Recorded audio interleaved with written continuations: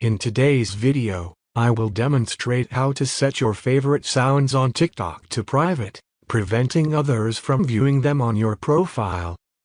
To achieve this, kindly follow these steps. Launch the TikTok application on your device. Navigate to your profile menu. Click on the three horizontal lines located at the top right corner of the screen. Select Settings and Privacy from the menu options.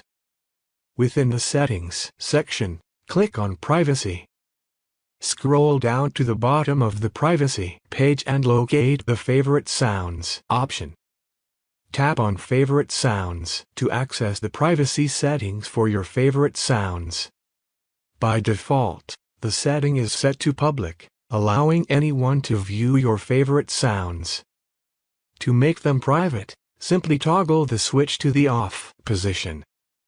By following these steps, you can successfully set your favorite sounds on TikTok to private, ensuring that only you have access to view them on your profile. Thank you for watching this video. If you found it helpful, please consider giving it a like and subscribing to our channel for more informative content.